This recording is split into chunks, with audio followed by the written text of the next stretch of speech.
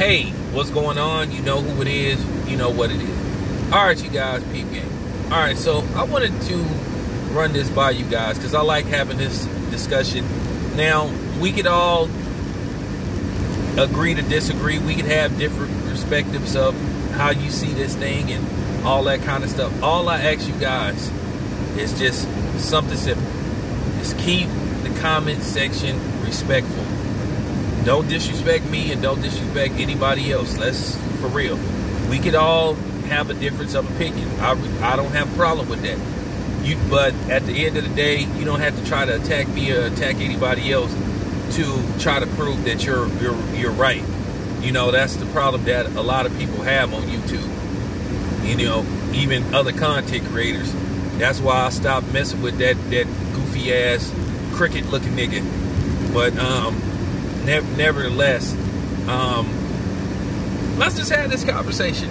And the question I pose to everybody: what if Michael Jordan had lost a finals? Because I think the whole mystique about Michael Jordan, that a lot of his you know, biggest apologists love to throw in everybody's face when this conversation comes up about how good Michael Jordan is their go-to argument is, well, you know what? Michael Jordan never went to a Game 7 in the finals, and he's never lost a finals. Okay. Well, it's kind of like this thing that you have with boxing. Some people say Floyd Mayweather is the greatest boxer of all time because he never lost a fight. He retired undefeated. That's why he call himself, some people call him TB, he call himself TB. Some people say Muhammad Ali is the greatest of all time. And on both fighters, it's very debatable because Muhammad Ali, he stayed around boxing way too long. It was, you know what I'm saying, it was very sad to see him and that fight with Larry Holmes and then the Trevor Berbick fight. You know, so that's why you can make an argument about why Muhammad Ali isn't the GOAT. And then you can say, well, with Floyd Mayweather, you can make an argument that Floyd Mayweather was very selective about the opponents he chose to fight. And then there's an argument about, well, hey, Floyd didn't fight some of the best black fighters out there at the time when they were at their peak. So that's why you have that debate about Floyd Mayweather, Muhammad Ali, and some other people. Some people have Julio Cesar Chavez as the greatest fighter of all time, but then Julio Cesar Chavez, his first 60 fights were against, well, basically people that you may order a Big Mac from, or, you know, work at a funeral parlor, or, you know, actually maybe a real life farmer. So that's the problem. It's debatable. But that's people's go-to move with Michael Jordan. Well, he never lost in the finals, and he never went to a Game 7. Well, okay, and then, like I say, on the flip side of that, I say also Michael Jordan has never swept anybody. I mean, when you win 4 straight, that's dominance. And some people will say, well, you know, Michael Jordan played against better competition, so that's why he never swept anybody. Well, once again, that's debatable. Because keep in mind, LeBron James is one of the greatest basketball players that ever played. Now, where you have him ranked, that's really up to you. But LeBron James has been swept at least twice in the finals. Magic Johnson has been swept in the finals before. You look at Isaiah Thomas. Isaiah Thomas has a sweep under his belt, and he's considered an all-time great. So that kind of debunks that whole argument about, well, Michael Jordan played against better competition. So that's why he never swept nobody. You see how I kind of debunked it? Well, I didn't kind of debunk it. I debunked it. Okay? Tim Duncan, arguably top 5 greatest basketball player. He's definitely, Tim Duncan should be worst case scenario in everybody's top 10. Tim Duncan has a sweep under his belt. The closest Michael Jordan got to a sweep was his first championship, where they lost the first game versus the Lakers, and then they won 4 straight.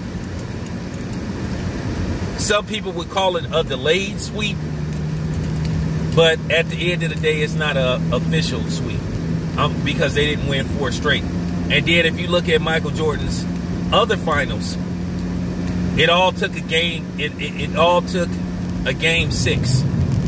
Portland went 6 games. Seattle went 6 games. Phoenix went 6 games. Utah went 6 games in both finals.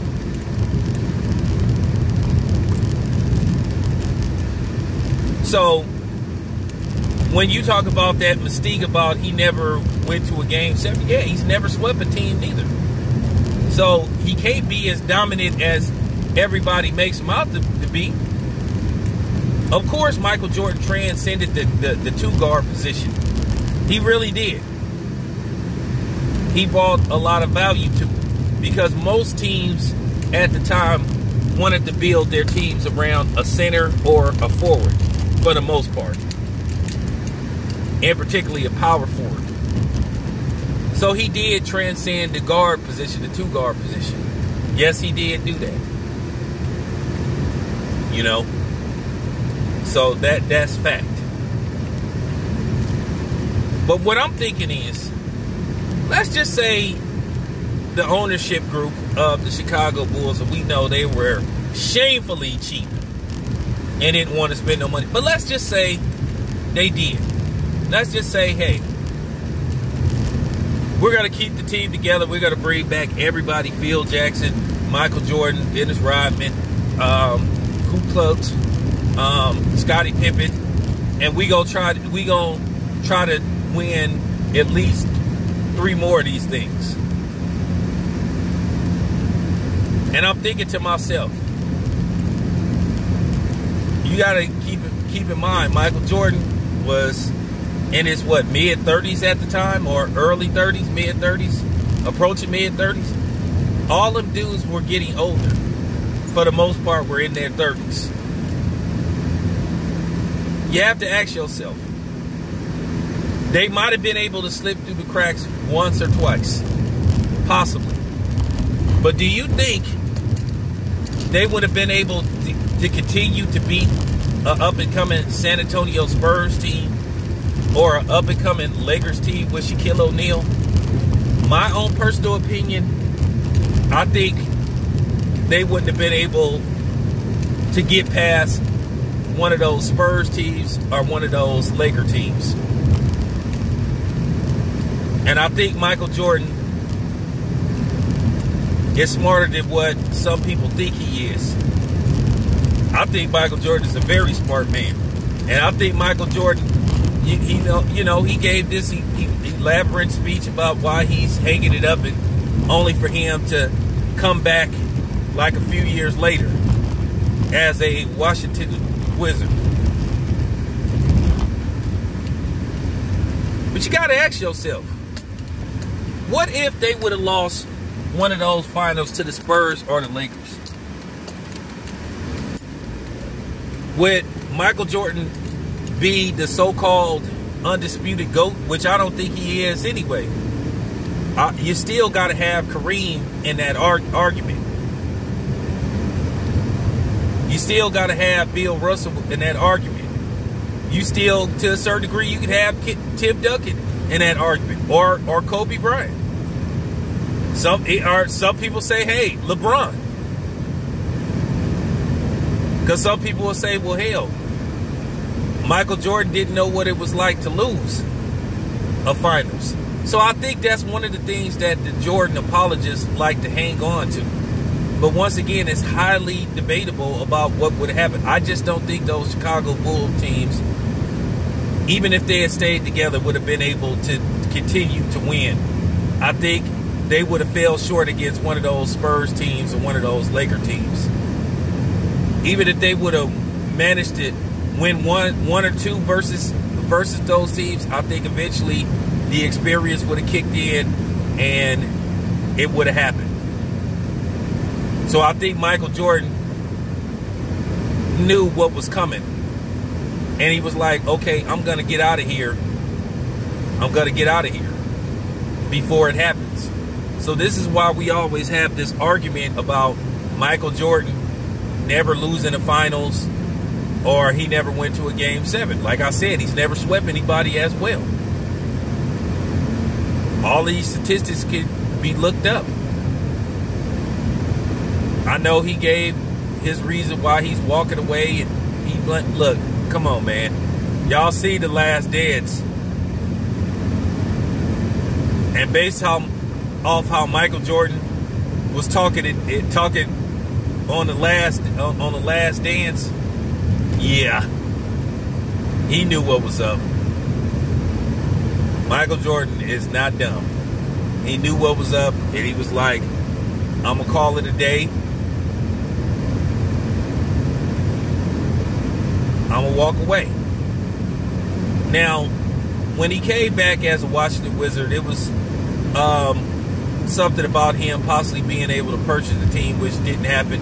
But we all knew that Michael Jordan wasn't going to lead the Wizards to the championship. So that's why some people disregard the Washington Wizard years, because we knew him alone wasn't going to make that team good enough to win a championship. But we talking about the Chicago Bulls. Mostly anybody that think of Michael Jordan, they think of Michael Jordan who played for the Chicago Bulls. So, you know, all right. Let me know what you guys think. Once again, keep the comments respectful. Let's just have a adult conversation. Let's just have some fun with this. This your boy Town Biz. I'm out.